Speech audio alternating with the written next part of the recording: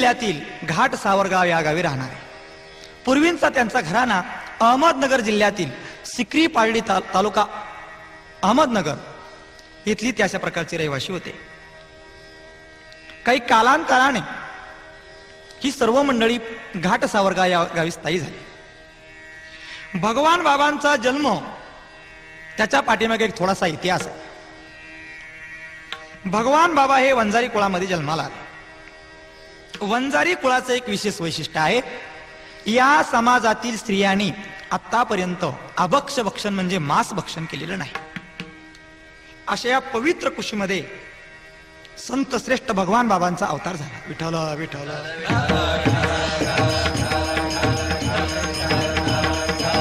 बोला पुंडलिका.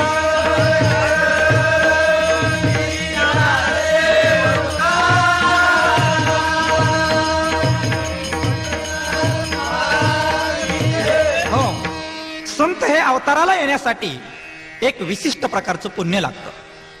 भगवान बाबांच्या आई वडिलाचं नाव, वडिलाचं नाव तुबाजी पाटील आणि आईचं नाव कौतिकाबाई. माणसं दररोजच जन्माला येतात, पण जगामध्ये काही एक आदर्श अशा प्रकारच्या अवस्थेला पोहोचणारी व्यक्ती किंवा संत हे कुठेही जन्माला येत नसतात. पवित्र ते कुळ, पावन तो देश आणि जेथे हरीचे दास जन्म घेती. घाट सावर या गावी पूर्वी ग्रामीण भागामध्ये कथा कीर्तन व्हायची आणि गावामध्ये भावार्थ रामायणाची कथा चालू होती. आईसाहेब कौतिकाबाई ह्या नित्य नेमाने भावार्थ रामायण ऐकायला जात असत. भावार्थ रामायणामध्ये सूरवीर हनुमंताची पराक्रमाची, प्रभू रामचंद्राच्या ठिकाणी असलेली निष्ठा ही संपूर्ण कथा ऐकत असताना आईसाहेबांचं मन भगवंताचं चिंतन करायचं. आणि खरं सांगू का, परमार्थाची मदार ही देहावर अवलंबून नसून परमार्थाची संपूर्ण इमारत ही मनावर अवलंबून आहे. मन जर भगवतमय झाला असेल तर परमार्थ सार्थक होतो, अन्यथा या देहाने केवढाही अशा प्रकारचा पुरुषार्थ केला, परमार्थ केला तरी भगवंत ते मान्य करत नाही. आईसाहेब मनपूर्वक कथा कीर्तन अशा प्रकारचं श्रवण करायच्या आणि प्रभू रामचंद्राची कथा त्या ऐकायच्या. एक वेळेस अशी सुंदर अशा प्रकारची रामाची हनुमंताची कथा आईसाहेबने ऐकली, अंग अशा प्रकारचं टाकलं आणि मनन करू लागल्या की किती थोर अशा प्रकारचा राम भक्त हनुमान, काय बरं का अशा प्रकारचं वर्णन करावं त्या हनुमंताचं. असा जर पुत्र माझ्या पोटी जन्माला आला तर मी माझं खूप भाग्य समजेन. आईसाहेब त्या दिवशी खूप चिंतन करत करत अशा प्रकारच्या झोपी गेल्या. इतक्यात तुबाजी पाटील आले आणि दरवाजाला त्यांनी अशा प्रकारची थाप दिली. योगायोगाने तुबाजी पाटील आत येताच आईसाहेब सांगू लागल्या, हो मला आत्ता अगदी 5 मिनिटापूर्वी पोथीहून आल्याच्या नंतर स्वप्न पडलं आणि स्वप्नामध्ये मला कुणीतरी फळ दिल्यासारखा भास झाला आणि प्रत्यक्ष माझ्या हातामध्ये ते फळ आलं. ज्याप्रमाणे अंजनीच्या हातामध्ये भगवान शंकरांनी फळ टाकलं होतं, त्याचप्रमाणे भगवंतानी प्रत्यक्ष कौतिका आईच्या हातामध्ये एक फळ टाकलं.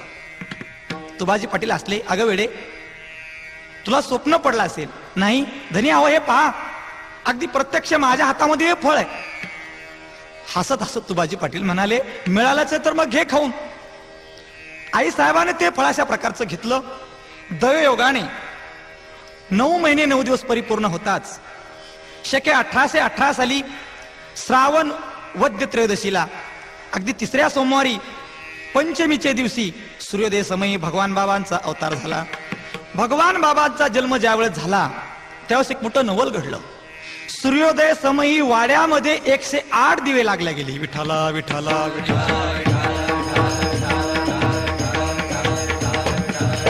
हो, जगाच्या पाठीवर असा कुठेही प्रकार घडलेला नाही.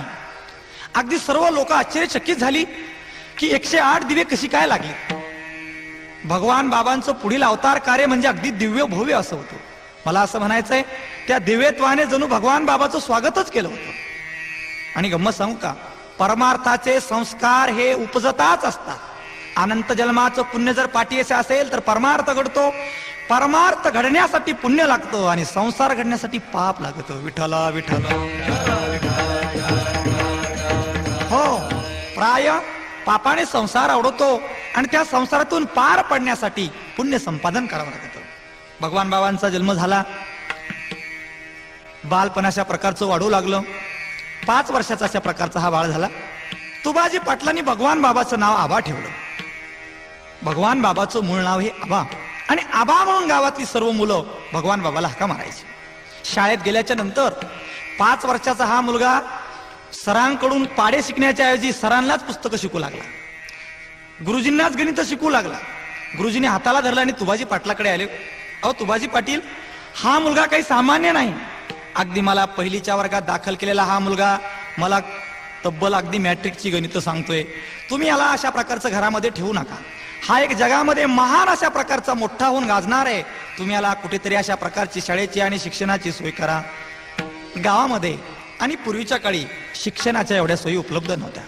जेमतेम बाबाचं 5वी पर्यंत शिक्षण झालं आणि पुढील सोय लागत नसल्यामुळं अगदी रीतिवाजाप्रमाणे ग्रामीण भागाप्रमाणे भगवान बाबा गुरंढोरं राखण्यासाठी शेतामध्ये जायची. एकदा असा प्रकार झाला, दुपारची अशा प्रकारची 12 वाजली. सोबत 1-2 मित्रमंडळी होती. भगवान बाबाचा एक भाऊ पण होता. त्याला खूप अशा प्रकारची भूक लागली आणि तो भूक भागवण्यासाठी भगवान बाबाला जेवण मागू लागला. मला काहीतरी खायला दे.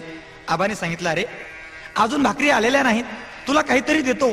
पण भावाने जास्तच हट्ट धरल्यामुळं भगवान बाबांनी आपल्या आयुष्यातला पहिला चमत्कार त्या ठिकाणी केला. अगदी एक बाजूला दगड सारला आणि त्या दगडाच्या खालून एक गरम गरम भाकरी आपल्या भावाला खायला दिली. बरीचशी मुलं होती. त्या मुलांनी तो सगळा प्रकार पाहिला आणि बाबाने सांगितलं की पा, याच्यानंतर गावात कुठलीही गोष्ट कोणाला सांगू देऊ नका. खरे संत तेच आहे की ज्यांच्याकडे अलौकिक सामर्थ्य असताना सुद्धा ते तीळ मात्र लोकेशनात पडत नाही. तुमचं आमचं उलट आहे. गुणाचा अभाव आहे, गुण काहीच नाही आणि दांगडू मात्र जास्त आहे. विठ्ठला विठ्ठला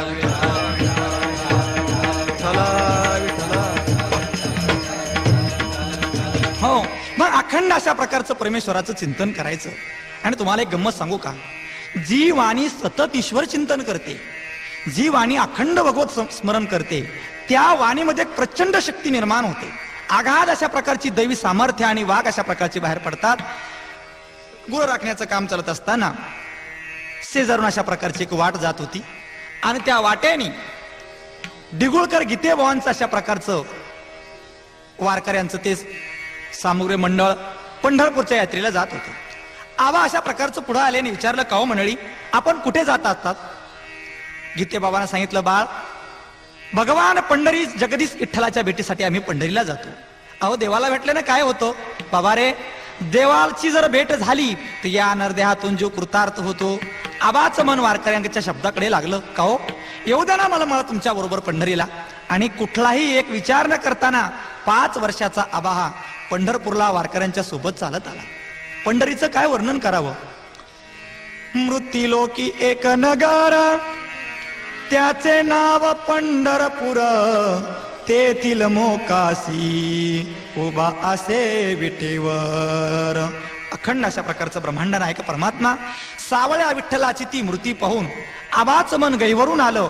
आम्ही निश्चय केला, याजसाठी केला होता अट्टहास, किंवा तुझी चरण सेवा पांडुरंगा.